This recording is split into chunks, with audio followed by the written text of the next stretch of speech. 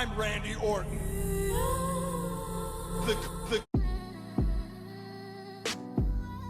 Throughout the years, there's always been that one wrestler that I always hated, but I always loved at the same time.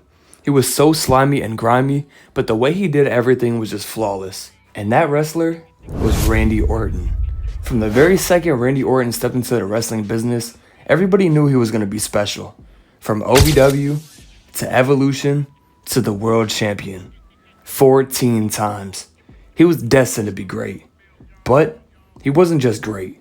In my opinion, Randy Orton has the perfect mold for a pro wrestler. He's been in the business thriving for over 20 years, and he's liked by basically everyone. He's been in legendary matches, and he has the best finisher of all time.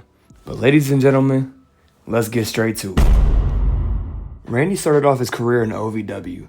OVW was like WWE's shitty rundown developmental system, where I'm pretty sure they sent bums like the Spirit Squad to, but they would have some gems. In 2002, Randy along with Batista, Brock Lesnar, and John Cena would get called up to the main roster. Unlike Cena, Randy would win his first match, and it was looking pretty good.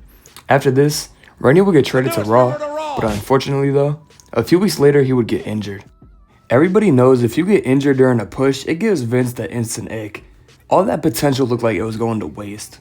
During Randy's injury, the WWE had him doing this. Update. I have great news to announce. Get well Randy at WWE.com. Yep, he was already cooked. It's over, guys. WWE already ruined one of their top prospects. Or did they?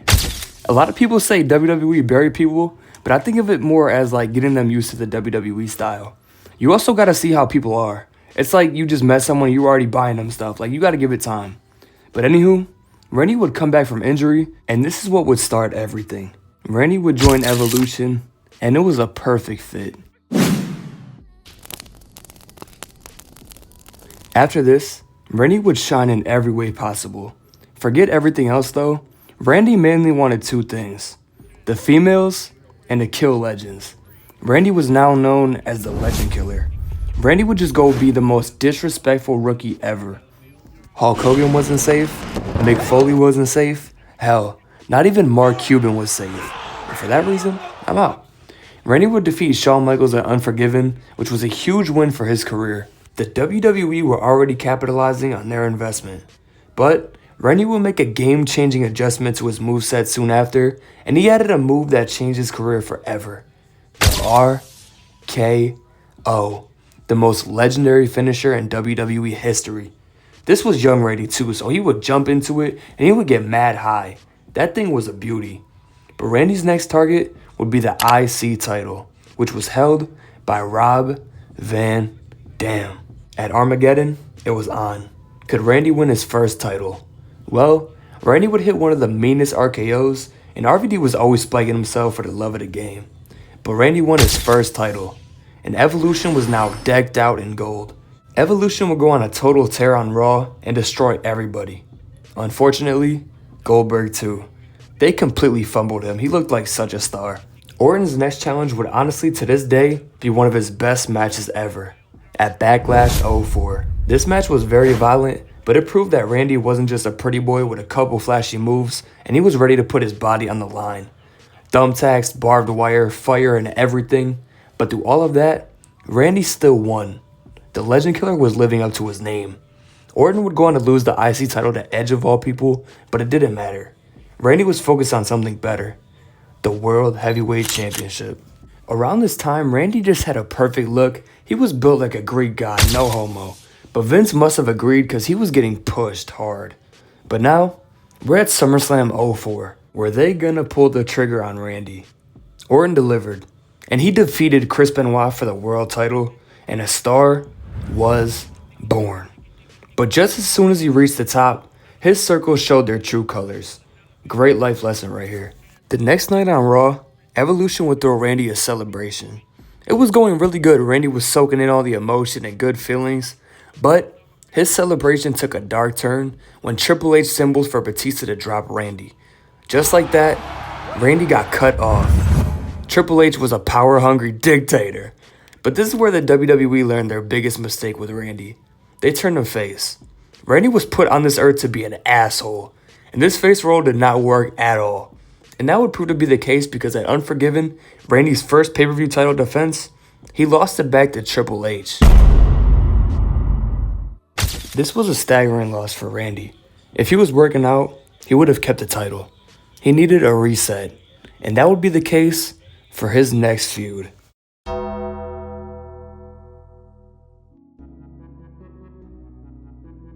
Randy Orton had a perfect plan in his head. He wanted to be known as the Legend Killer. So, what better way to do that than to take out the Undertaker? But not only that, he wanted to end Taker's streak. Orton was trolling Taker, but you could not beat Taker in mind games. Taker had this man shook. He made dude go to therapy, but all the games were over. It was time for their match at WrestleMania 21. This match really showed Orton's greatness to the world, and it also elevated the streak. At this point, Taker was like 13-0, but his matches before this sucked. This was easily the best streak match up until this point. Randy revealed that they offered for him to end the streak, but out of respect for Taker, he didn't do it. What a pro. But this feud wasn't done though. Randy still wanted to kill this legend. Randy and Taker would face each other at SummerSlam, where Randy got his win back. Then, they fought at No Mercy. Randy and his daddy Bobby faced Taker in a 2v1 handicap casket match, and you know what? They actually won. Good job, guys. But it wasn't over. Randy wasn't exaggerating when he said he wanted to kill Undertaker. This dude Randy starts whacking the shit out of the casket, then he pours out gasoline on it, and then lights it on fire. What a visual. I want to mention that Randy around this time got his Burning My Light theme song, and oh my god, was it a perfect match. Randy said himself that he didn't like this song, and to be honest, he gotta be bullshitting. This song is elite. But anyways, back to it, Randy would be the sole survivor at Survivor Series, and he would clutch up for his team. Karma is real though. While he was celebrating, on the stage was a flaming casket. Undertaker popped out and sent chills down Randy's spine. It was on for the last time. Orton versus Taker. Hell in a Cell.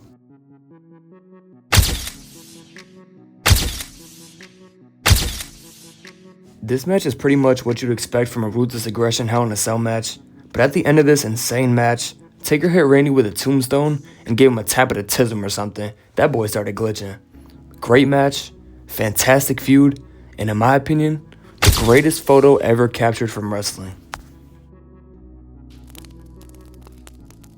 The two biggest shitheads in the WWE got paired together, and every kid in America hated these guys. Look at them.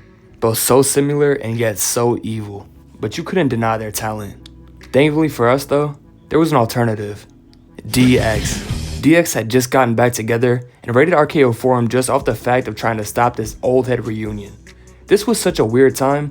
DX's top ops were the McMahons, Rated-RKO, and the Spirit Squad. Yeah, crazy, right? But Rated-RKO would be the first team to defeat DX in this run, and they quickly became the tag team champions and dominated the tag scene.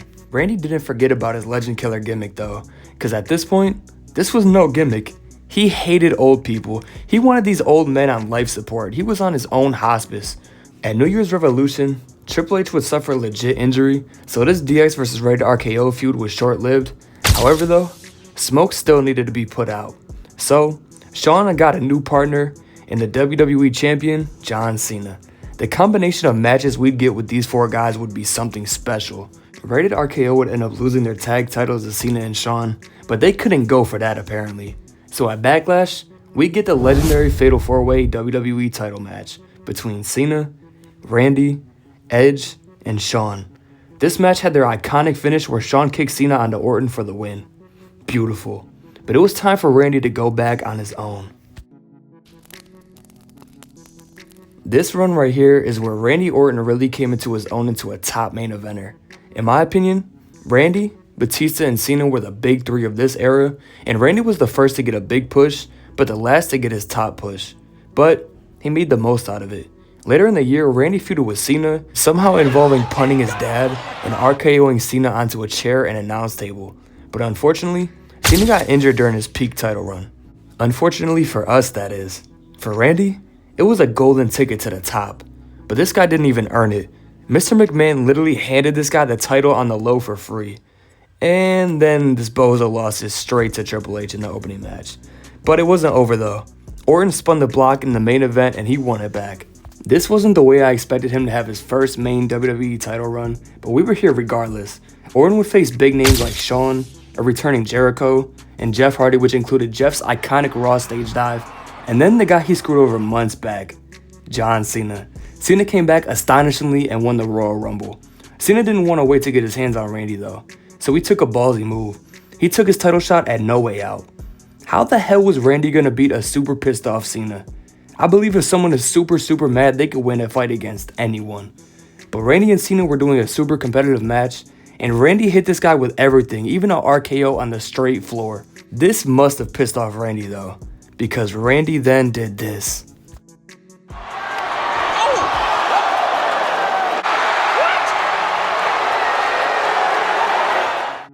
This shit was hilarious, bro. They were trying so hard not to laugh. But this was also the time where Cena and Randy faced the Raw roster and dogged everybody. And they were doing everything for Randy too, because Randy also got a new theme song. And now, we get into a new era. Once Randy got the sleeves, it was over.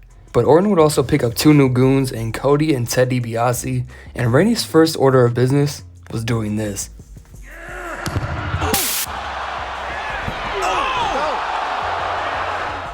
This guy developed a real habit for trying to ruin the McMahon family. He won the Rumble next and just went on a tirade. Any evil thing you wanted in a heel was on display.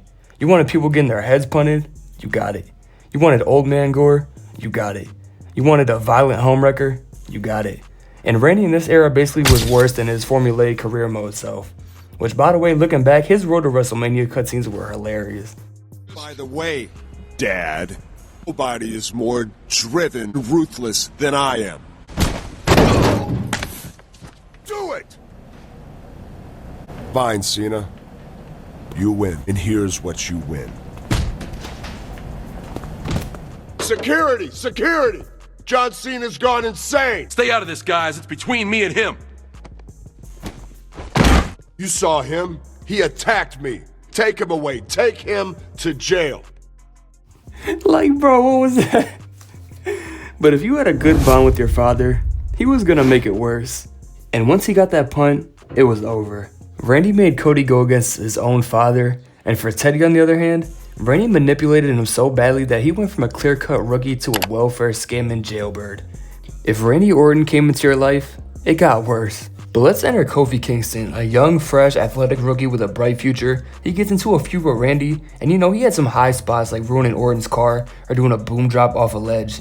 But it didn't last, as Kofi would botch something apparently, and Randy hit him with a deadly RKO, and his career was never the same. This guy was just ruining everything. But Cena and Randy would mix it up again, and I will never forget on Raw seeing Randy and Cena fighting on top of the Hell in a Cell on the roof. Did he get DQ'd or the refs to stop the match? Y'all gotta remember, this was peak PG, and you see Randy handcuffing Cena to a pole and beating him with a stick and lighting him up on fire with pyro. Like, dear God. Like, they were doing anything you could imagine, even home invasions. Remember Randy's cap-ass girlfriend? I remember that shit. But the funniest thing for me is when the females were wearing jerseys, partying in the ring, looking cute, and then for no reason out of nowhere, Randy just pulls up looking like he's about to slay this whole slumber party, and he just ruins everything. But by this time, Randy was a 6-time world champion. But now, we get into 2010. So in 2010, this is where the Nexus took over, and WWE was crumbling from the core. Randy was like a tweener. He wasn't really a face, but he wasn't a heel. During this run, Randy was getting more titles and just going through the motions. One thing I will always remember seeing live though, was Randy countering an AA with an RKO through a table. That shit was dope. And I don't know why, but when I was young, I wanted Cena and Randy to be besties. So when I saw this, I was hella happy. But I remember seeing this money photo too, dude, it was meant to be. But the absolute best thing he did in this era was hit this. Are you kidding me? Oh, did he do it? Did he get it? At this point, Randy was just going through the motions as a face, but he had 2 main feuds in this run. Let's start with his feud with Punk. So Punk was with the Nexus, and they were running Raw. That was until Randy punted all those goons and got them all packed up and completely ruined his group. That set up their match at Mania, where Randy got the win. Afterwards, Punk completely carried WWE and went on to his legendary run. But now, we get to the Christian feud. I've only seen praise for this feud, but it's still somehow underrated, I don't know. But Randy kept beating Christian, but Christian thought he was getting cheated, but still, he couldn't get the job done. So they made a stipulation. If Randy got DQ'd, he'd lose the title. Christian needed one more match. This guy was using his best friend's retirement for bonus points to get a title, bro. But during the match, Christian spit in Orton's face, and Orton lost it. And the ref had to call it. Christian was finally world champion. When I was a kid, I always thought Christian was ass because his only career highlight to me was his road to WrestleMania, but he was actually kind of fire. He was always hilarious and fit into hella different roles. Team Kofi Kingston looking for a fight. 4 of us are black and 1 of us is white. What's up? He's always been hilarious, but now he's doing the best work of his entire career, so I'm happy for him. And that old theme song, ooh, let me tell you, boy. But Randy after this would go back to his heelish ways. This right here is my favorite Orton look. He had that dope beard and he wasn't taking shit from nobody. Randy won the All-Star Money in the Bank ladder match and it just looked right. But let me put y'all in tone. So Daniel Bryan was on a tear and he was the first real face we had in so long. He was getting the loudest pops out of everybody on the roster. But John Cena was a WWE champion and he got to pick a challenger for SummerSlam. The whole roster was on the stage. Cena looked them up and down and he said, "Y'all are trash, I'm not fighting y'all. Give me Daniel Bryan," or some shit like that. But the crowd erupted. He said that word for word, by the way. But this match would be incredible, in my opinion, one of Cena's best. But Daniel did it. Daniel Bryan beat Cena for the WWE title. What at one point seemed impossible actually happened. Daniel Bryan was on top.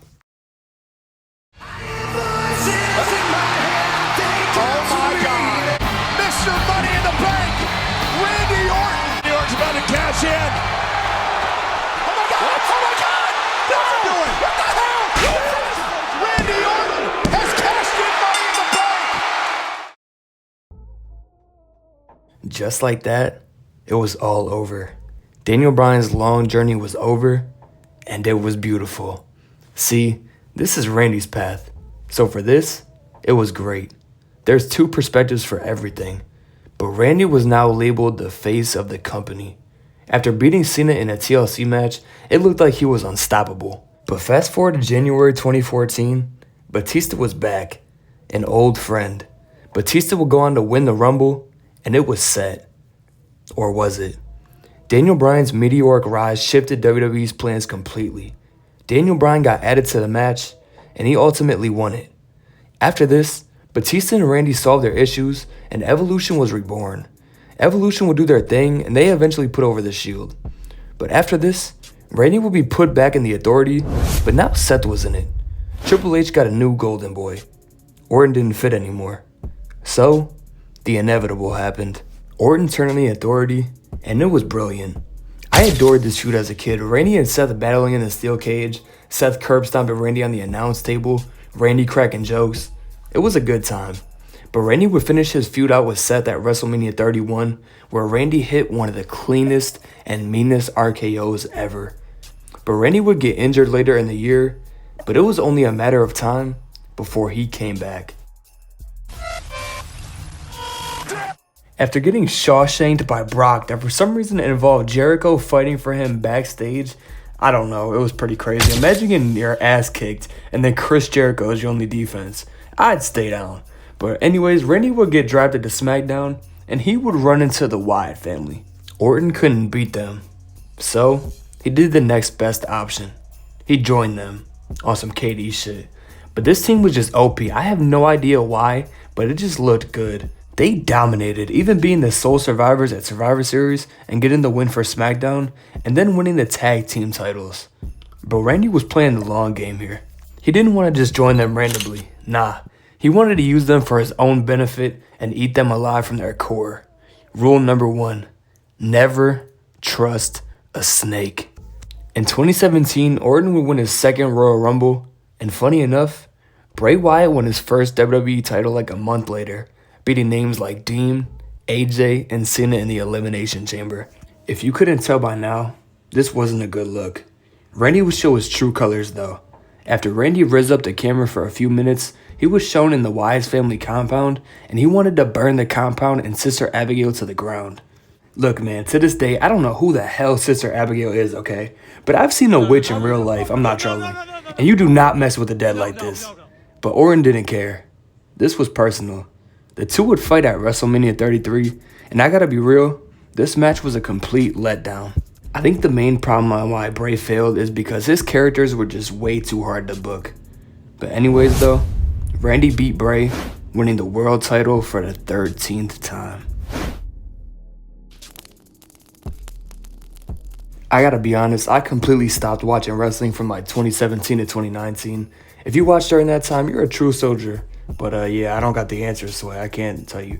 But at the Royal Rumble 2020, Edge would have his legendary return the exact same day Kobe died. It was a very emotional day, to say the least. But what also happened on this night was Rated-RKO's return. Or so we thought. Edge eliminated Randy from the Rumble. It was all jokes, great. No, Randy wasn't going for this publicity stunt. The next night on Raw, Randy interrupted Edge's comeback speech and they started hugging. It was a great sight. Just as the nostalgia was hitting at an all-time high, Randy would strike. The voices took over. And locked this guy up, by the way. He was cheering this whole time. This was a weirdo. But they went all out with this heel turn too. A month later on Raw, Randy did this to Beth Phoenix, Edge's wife. This guy was an asshole. But Randy's promo to Beth was actually really good. It's probably one of his best. But at WrestleMania 36, the two would face off in a last man standing match.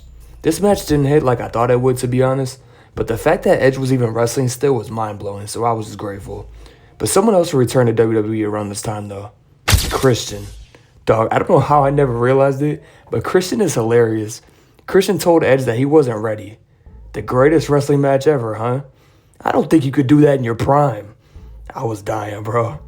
But Randy and Edge would have their match at Backlash, which was called the greatest wrestling match ever, which I think Vince McMahon was just trolling Edge because there's no way he gave him that expectation. But then after this, Randy started tormenting random legends backstage for absolutely no reason. This was COVID times though. They were doing some random ass shit.